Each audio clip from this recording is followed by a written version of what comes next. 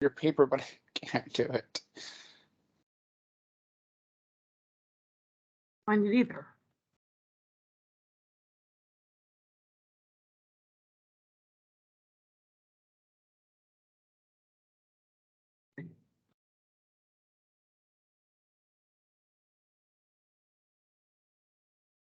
Really? It was under the supervisory portion. Yeah, for some reason, I know it's not. Hold on. Give me 1 second. Something happened. Something happened.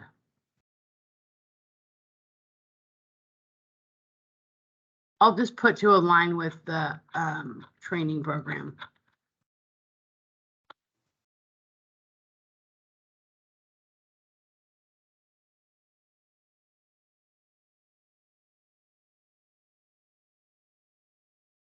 I just want to make sure it doesn't limit a supervisor from having more than 4 trainees, but through a program, but I mean, that they're just not, I understand the verbiage was that they weren't supposed to be supervising more than 4 people at one specific time, but they could have multiple, more than 4 in their program, just working at different times or spaces or spots. Yes, here it is.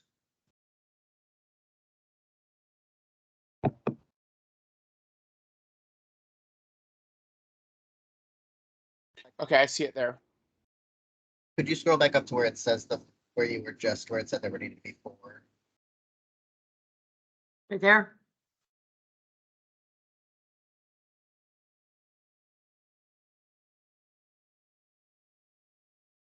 Oh, sorry. Right here.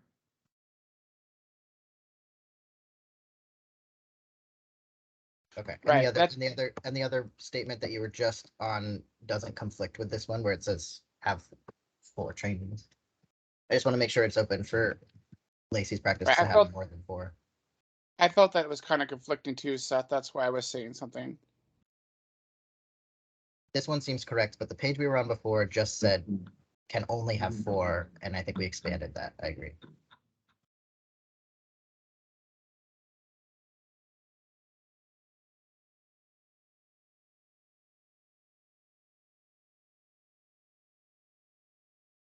Yes, There that we one right go. there. Yeah, that was it. Great, thank you. That's not his fault.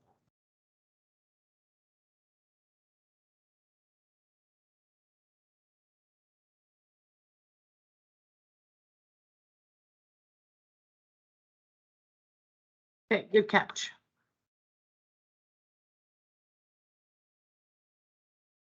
Thank you. Mm-hmm.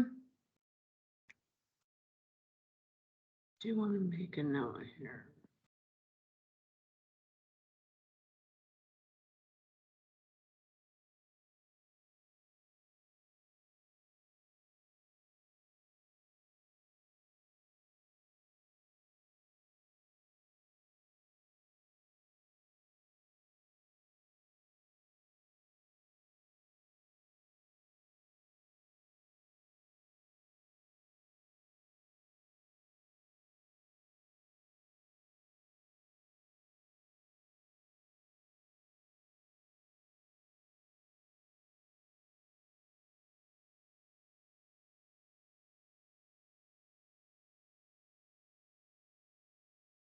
I think I need to make that clearer. We say it somehow. And also I'll go back and do that. I thought I'd done it, but I had written it on my report, but I didn't actually carry it forward to the actual rule. So I will do that. I have the language, it's not here. Okay. Everybody okay with the rest of that?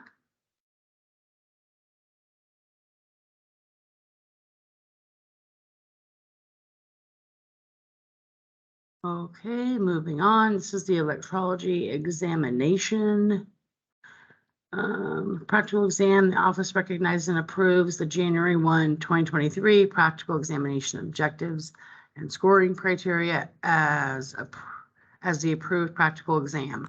So at the last meeting, we showed you the criteria, so that will be on the web and people will know that that's the supervisors and teachers will know exactly what their examination needs to entail. I was just clarifying that.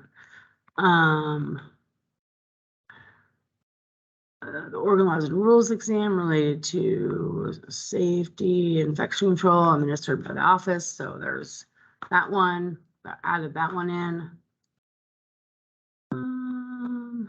Practical exam listed in subsection 2 of this rule must be administered to Electrology or by a supervisor. So that's letting them know that we're going to approve the practicals at the training level and the educational level. And that the office may review any approved exams, including written objectives and practical examination assessments. And the only time we probably look at something like that is if we saw a high number of failed ones. Not even that we would know, because we're not going to know until they've passed, until we see their training documents or education documents. But there have been situations where we have had to look at records, so we'd like to have that in there as a catch-all. And general examination information is just basically what a candidate has to adhere to when they come in to take the NIC written. So it's standard boilerplate language. Retakes. So the first fail sections of the written exam administered by the office may be taken as follows. So after the first failed attempt, wait 7 days, second failed attempt, wait 7 days, third failed attempt, wait 30 days, and have a certificate of completion from their school or training program. And then it repeats itself. And then after the 7th failed attempt, it goes to the board, to the office determines on a case-by-case basis what needs to happen. And in some situations, we do a study review for people who have failed the 3rd time. So a study review is where somebody comes in, we have a designated staff who go over the examination in detail with them and the study references. And usually I'd say we have like a 95% success rate on people who've done the study review, passing the exam the next time. So that's what's happening in that area. Otherwise, everything in this is boilerplate language for retakes. The practical exam retake we're taking out because it's happening at the school level. We won't know if they've failed it once until they pass. Here's the renewal piece. We left everything the same, except we added attestation of having read the safety and infection control laws and rules. Yes. Oh, sorry, I don't have my people up. Back to the exams. We're talking about the laws and rules exam too, right? Only for review. I don't know. Because we wouldn't review on a NIC exam. Yes. Okay. And that is going to be a 25 question online. So why do we have this at all? I don't know, because I don't think we would, if you can't answer 25 questions from the laws and rules. So just bringing that up. I'm going to put on here, may remove since open book.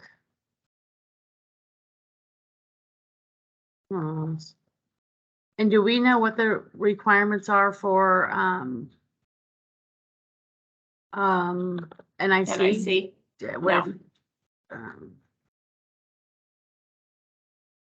Do we ever have people fail the electrology written? The NIC, I believe, I don't know off the top of my head. It's been so many years since we gave the NIC here in office. Where do they take it at? Well, we have to order it and they take it in office and then we send it back, but it's been quite a long time. Okay. I'd have to do stats to know how many have failed. So we'll look into this further. It may come out. or we may, yeah, it may come out, but this is, again, this is boilerplate HLO language, nothing really for the committee to weigh in on here. So Bettina and I will look at that offline. Okay, you want to admit Carla? She's Yeah. been sitting out there for a while.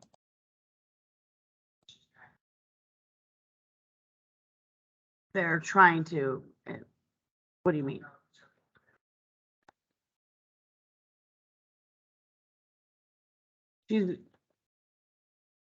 Have we admitted her?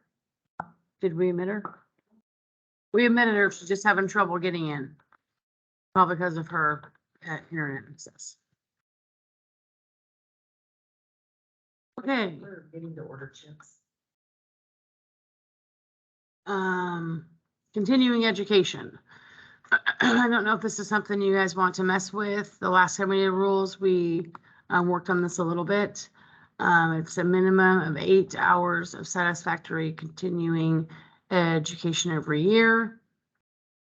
There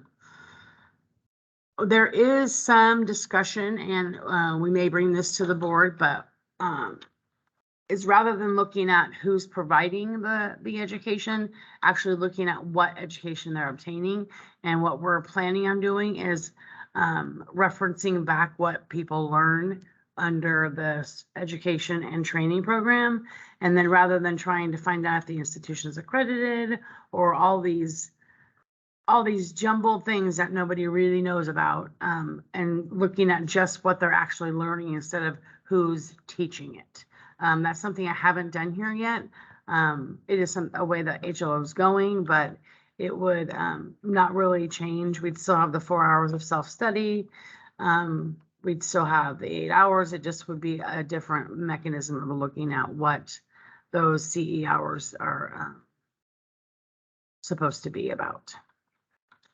And then the auditing, it's standard boilerplate HLO language.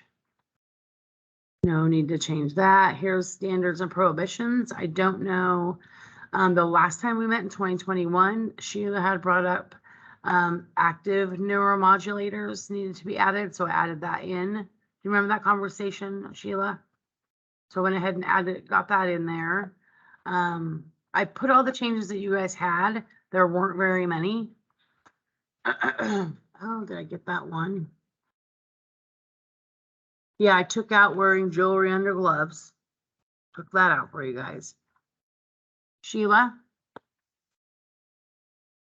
Yeah, I had my hand up since we were on the, Oh, sorry. going back to the dash, 0045, the, retake of practical exams.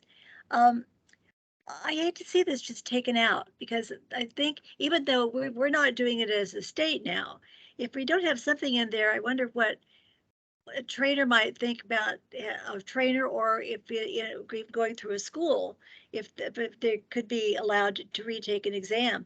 We did allow on special situations. I know one back when grandfathering, and then we had 2 people, they actually did their retake practical exam at my office. So under special circumstances, it has been allowed. And I think something could come up with, timing, things, special circumstances where if we don't mention it at all, that someone has the right to ask for a retake exam and have their instructor do it again, that they just lose out. And that would be a shame. That's Sheila, that's not this what is- happens. Yeah, Sheila, besides that, they're not going to graduate without passing the practical Yeah. if they're at an institution or at a school. And then second of all, a trainer's not going to let them come in without fully passing them in a training program. It's not going to happen. It should never happen. So the retake, there would not be a retake because of the fact that they wouldn't come to us to take Until an they exam pass. until they passed. We wouldn't want to be limiting to a school or a training program to have to wait 30 days to let them pass another exam. I mean, they could do it the next day or maybe a week later once the trainer or teacher thinks that they're ready to go. Yeah, well, that's it. It makes it sound like you're not letting them have that opportunity by striking this all out. I mean, let them make their own decisions, but as a state rule, I don't think it belongs, we should take it out. I mean, I don't know, this is like they were rewrite it some way. It just seems like what Tina was just saying, you would definitely be okay if somebody took a retake an exam. You would only know about the final outcome to begin with. But So- Sheila, when you guys were given the practical up at, prior to this, if they failed, when you guys were the proctors on the practical, then they would have to retake, but you guys are no longer doing that. You're not the ones we're not the ones, Health Licensing Office is not holding those practicals anymore. It's in the hands of the school and the instructors. What would you want it to look like?